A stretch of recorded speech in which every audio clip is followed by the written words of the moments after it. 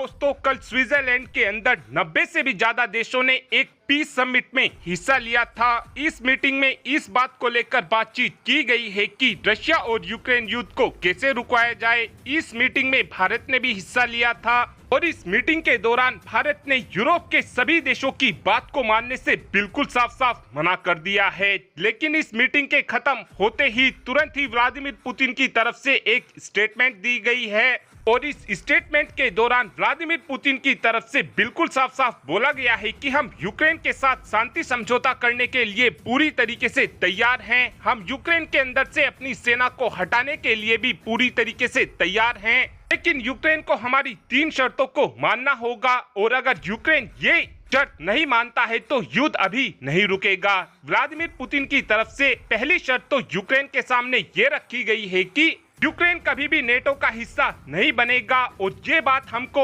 Ukraine और Europe के सभी देश लिखित में दें। दूसरी शर्त व्लादिमीर पुतिन की तरफ से ये रखी गई है कि यूक्रेन की सेना को भविष्य में यूरोप और अमेरिका कभी भी मजबूत नहीं बनाएंगे और न ही इन देशों की तरफ से यूक्रेन की सेना को मजबूत बनाने के लिए घातक हथियार दिए जाएंगे।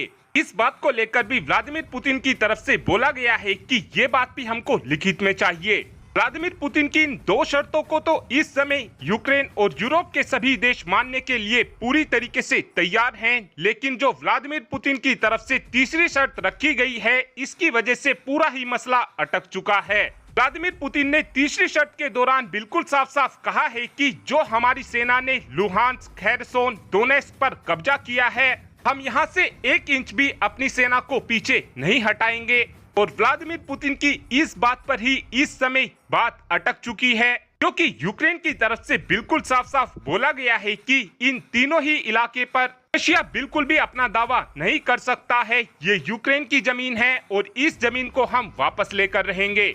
ऐसा यूक्रेन की तरफ से इसलिए भी बोला गया है क्योंकि यूक्रेन का कहना है कि अगर हमने लुहांस्क, डोनेस्क और खेरसोन रशिया को दे भी दिया तो इस बात की भविष्य में कोई गारंटी नहीं है कि रशिया हमारे और इलाकों पर कब्जा नहीं करेगा। रशिया की तरफ से 2014 में क्राइमिया पर कब्जा किया गया था। उस समय भी रशिया की तरफ से बोला गया था कि हम अब कभी भी यूक्रेन के और हिस्सों पर कब्जा नहीं करेंगे, लेकिन 10 सालों के बाद ही अब रशिया की तरफ से यूक्रेन के 3 और देशों पर अपना दावा कर दिया गया है।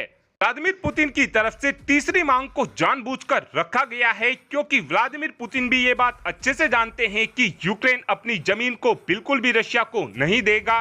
इससे ये बात तो पूरी तरीके से साफ हो चुकी है कि फिलहाल तो रशिया और यूक्रेन युद्ध खत्म नहीं होने वाला है।